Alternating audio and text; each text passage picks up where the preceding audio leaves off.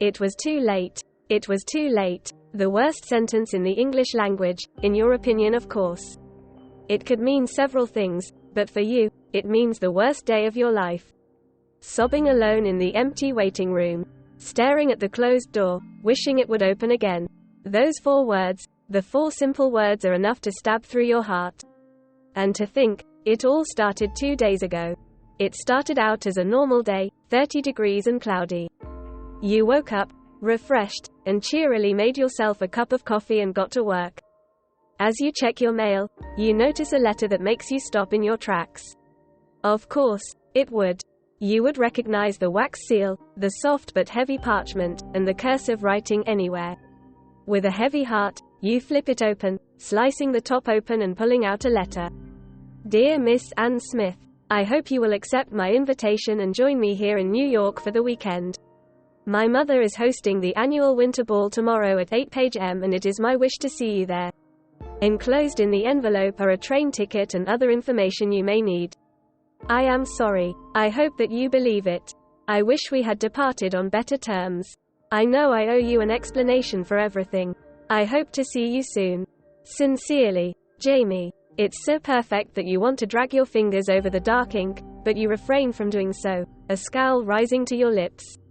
It's been 4 months. You had thought that he had forgotten about that summer. That one perfect summer that you wish you could relive over and over again. When he didn't call, when he didn't write, you had assumed he had forgotten. You assumed that you would never see him again and you were fine with it. You had moved on. Until he writes you and you are swept off your feet again, the smell of wildflowers and sea salt hovering around you. The nights you gazed at the stars as he pointed out each constellation. Or the days where you ran into the house, drenched by the warm summer rains. Now, underneath the buried memories, a glimmer of hope pulses, warmed with the idea that you might see him again. That night, you toss and turn, unable to fall asleep as the memories plague you. The smell of wood fire, the orange blaze crackling as it licked at the marshmallows. His laughter as he pulled you close, pressing a soft kiss to your forehead. Running through the meadows, hand in hand. Even as you scold and try to dissuade yourself, you know that somewhere, deep down, you've already accepted. Early the next morning, you slip out of your apartment, the hinges squeaking as you shut it behind you. You'll have to fix it soon, you remind yourself with a sigh. The keys jangle as you lock the door behind you, the floorboards creaking as you exit the apartment complex into the cold winter air. Suitcase in hand, you head for the station. It's snowing, but just barely, the soft white flakes landing on your gloves as you trudge through the snow fallen last night, gripping the handle of your old brown suitcase. The sky is still dark, the faint rays of gold peeping out from under the layers of gray cloud at the horizon as you head for the train station. It's simple enough. You've done this plenty of times before. But this time, it's different. As you stand on the platform, waiting for the train, your heart flutters nervously in your chest. Stop it, you chide. You try to tell yourself that you shouldn't be nervous. But as the headlights of the train appear in the tunnel, you suddenly have to urge to turn tail and flee back to the safety of your apartment. The 4-hour train ride goes by so fast you're astonished by the time you're standing on the front step of the hotel that's listed in the letter. A doorman bows to you when you step out of the taxi. He takes your bag from your hand even as you protest and guides you into the lobby. You have to take a breath as your eyes roam over the gleaming marble floors and the magnificent crystal chandelier hanging from the ceiling. Someone offers to take your coat, but you refuse, heat rising to your cheeks. You approach the front desk, feeling very out of place and abashed with your scuffed-up sneakers and ripped jeans in a sea of sharp suits and elegant dresses.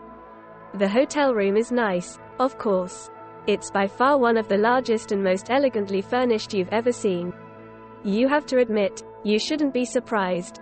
You remember the trip that summer, the stunning view from the hotel window, the glistening blue waves crashing on the white sand beach. The giant, sprawling room. The diamond necklace, the fancy dresses, everything more beautiful than you could ever imagine, even in your most wild fantasies as a child. It's almost as if you've stepped into the past, you bitterly muse as you run your hand over the satin curtains and the plush covers of the bed, so soft and luxurious that you just want to sink in. You throw open the curtains, staring at the grey sky, the snow steadily falling, the cars on the road below, red and white lights shining in the windows, the pedestrians walking to and fro, paying no heed to each other.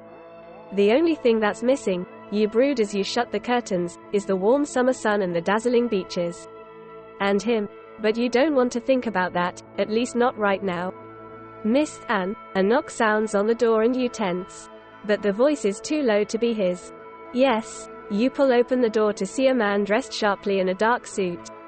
I thought I would remind you that it's almost 8 o'clock, he says, smiling at you.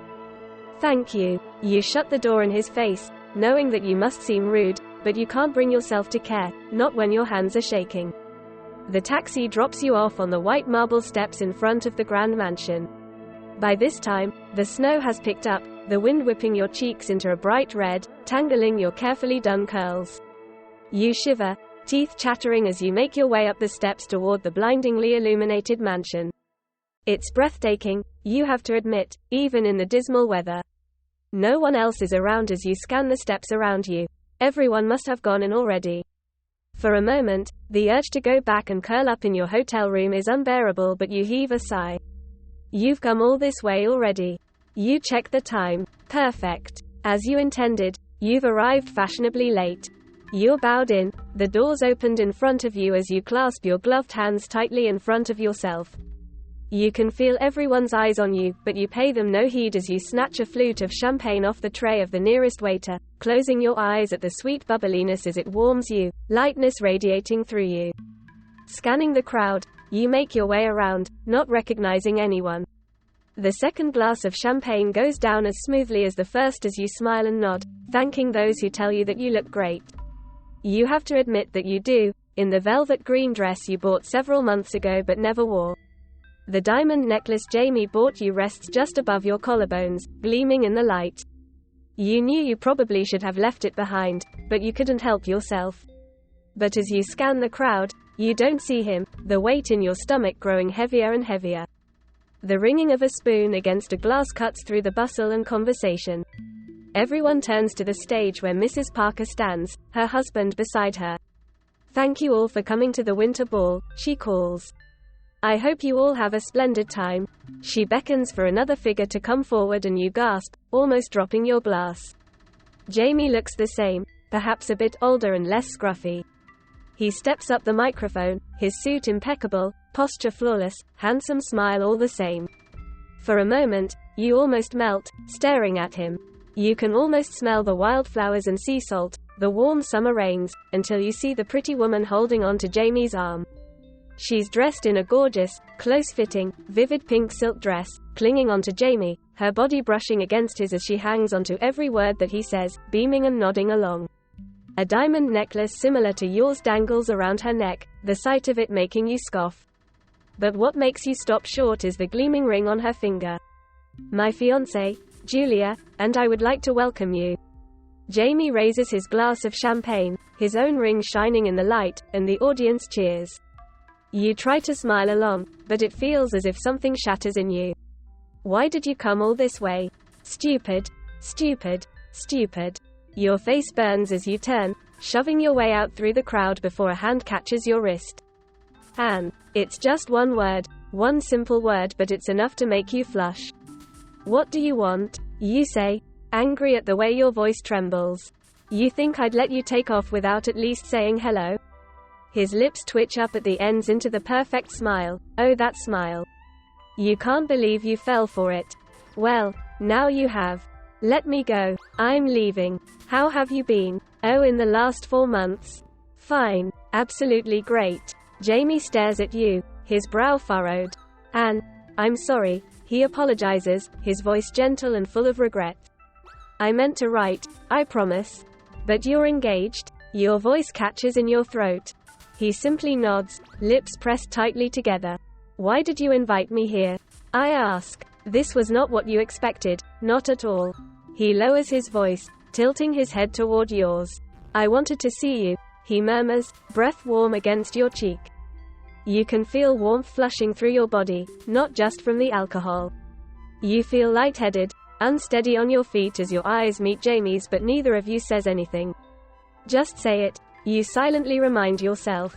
You knew you'd regret it if you didn't. I loved you. Your voice cracks, but you press on. I loved you, Jamie. And I thought you loved me too. What happened to us? I'm sorry, he whispers. I love you too. You probably won't believe me, but that, he motions to the stage.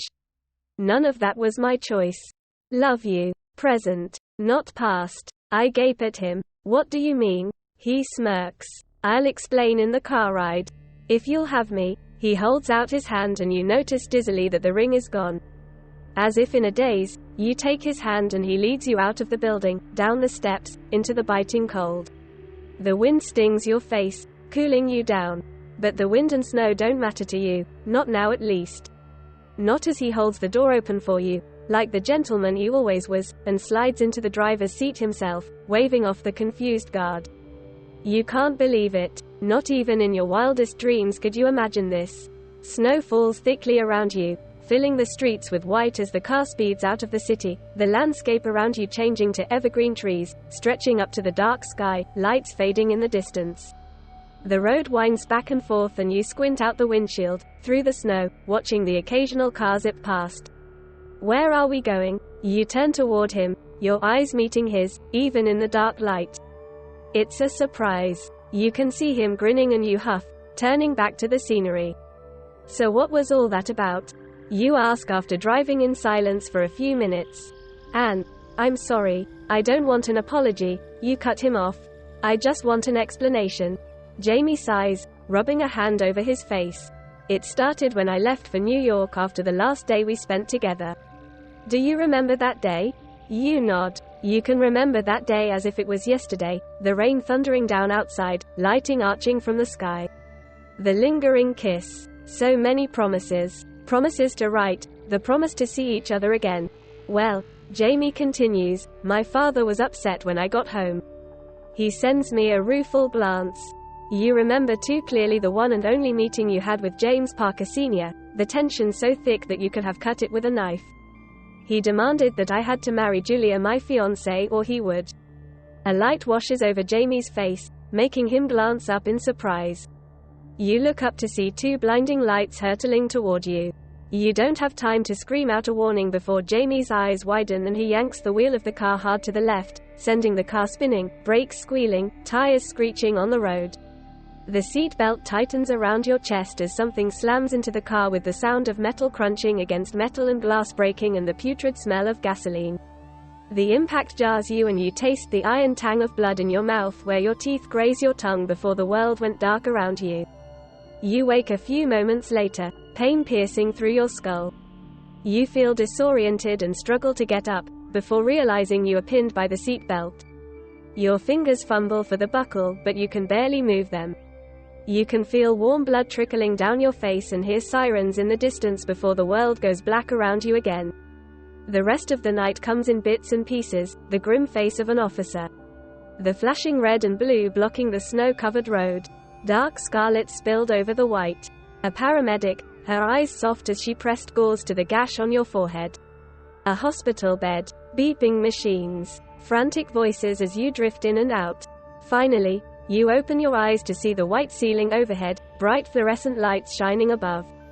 Pain shoots through your forehead and back as you struggle to sit up, leaning against the soft pillows, panting as you catch your breath. A nurse enters, looking surprised to see you awake. Her brows furrow, a strange expression of pity and regret coming over her face that sends fear shooting through your mind.